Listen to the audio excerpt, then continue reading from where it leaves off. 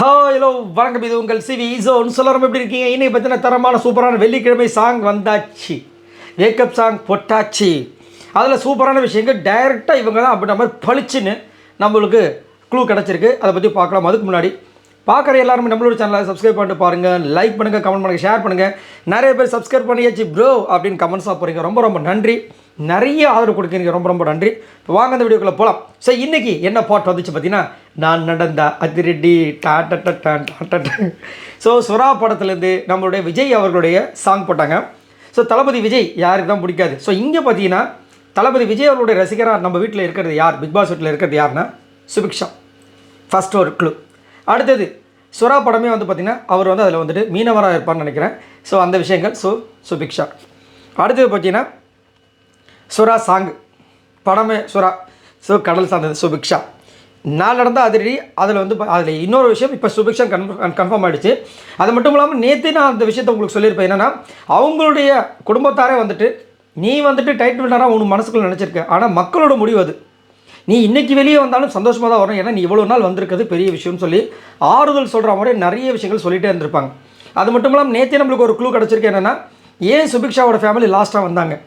எப்பயுமே பார்த்தீங்கன்னா இந்த டைட்டில் வின்னராக வரவங்களோட ஃபேமிலி தான் எல்லா சீசன்லையும் பாருங்கள் ரொம்ப வெயிட் கண்டென்ட் கொடுக்குறவங்க, அந்த டைட்டில் வின்னருக்கு தகுதியாக இருக்கிறவங்க, இந்த மாதிரி ஆட்களோட ஃபேமிலி தான் லாஸ்ட்டில் வருவாங்க.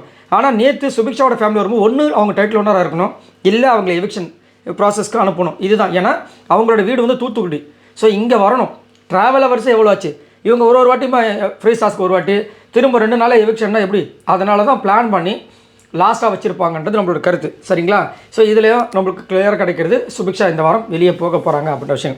இப்போ டபுள் எவிக்ஷனாக இருக்கிறதுக்கு வாய்ப்பு இருக்குது. ஏன்னா ஆட்கள் அதிகமாக இருக்காங்க, நாட்கள் ரொம்ப கம்மியாக இருக்குது. ஆட்கள் அதிகமாக இருக்காங்க, நாட்கள் கம்மியாக இருக்குது. சூப்பராக இருக்குல்ல? ஸோ அப்படின்னு இருக்க காரணத்தால் லாஸ்ட் வாரம் வந்து 5 பேர் ஒருத்தங்க பணப்பட்டு எடுத்துகிட்டு போயிடுவாங்க. அப்படின்னு பார்க்கும்போது அந்த வாரம் மீதி, அதாவது லாஸ்ட் வாரம் 5 பேர்னால் இப்போ இருக்கிறது மொத்தம் 11 பேர், மீதி இருக்கிறது 3 வாரமா.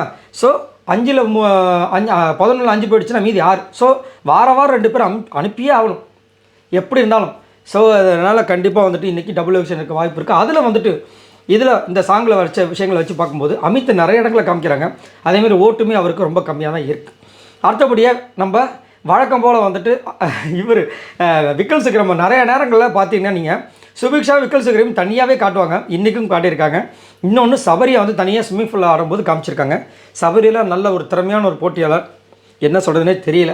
ரைட், இந்த மாதிரிலாம் போயிட்டுருக்கு. ஸோ ஒன்று வந்து கன்ஃபார்ம் சுபிக்ஷா, இன்னொன்று தான் வந்துட்டு யாருன்னு தெரியல. அதிரடி நான் நடந்தால் அதிரடின்றாங்க. என்னையா நான் நடந்தால் அதிரடியா? அதிரடியாக இங்கே இருக்கிறத பார்த்தீங்கன்னா 2 பேர், ஒன்று விஜய் பார்வதி, இன்னொன்று திவ்யா. ஒருவேளை இவங்க 2 பேரும் கை வைப்பாங்களா கேட்டிங்கன்னா கண்டிப்பாக வாய்ப்பே இல்லை. விஜய் பார்வதி கண்டிப்பாக டாப் 5ல் இருப்பாங்க.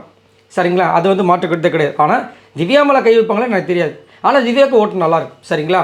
ஸோ இதுதான் வந்துட்டு இப்போதைக்கு நம்மளுக்கு கிடைச்ச தகவல். இந்த சாங் மூலமாக நம்மளுக்கு கிளியராக தெரியுது, யோசிக்க வேண்டிய அவசியமே இல்லை. அதே மாதிரி சாண்ட்ராக்குமே வந்துட்டு ஓரளவுக்கு ஓட்டு இருக்குது. பட் சாண்ட்ராவும் அதிகப்படியாக காமிச்சாங்க, செம்மையாக வந்து டான்ஸ் பண்ணாங்க. எனக்கு இன்னொன்று ஒரு விஷயம்னா, எந்த சாங் போட்டாலும் சுபிக்ஷாவோட டான்ஸ் அங்கே தாறுமாறு தக்காளி சோறு மாதிரி இருக்கும். வேறு மாதிரி வெறுத்தனமாக அந்த ஒரு ஸ்டெப்லாம் சான்ஸே இல்லை. அந்த பொண்ணு உண்மையிலே பெரிய டான்ஸர் மாதிரி தான் வரப்போகிறாங்க. சரி, நீங்கள் உங்களோட கருத்துக்களை சொல்லுங்கள். பாய் நண்பர்களே.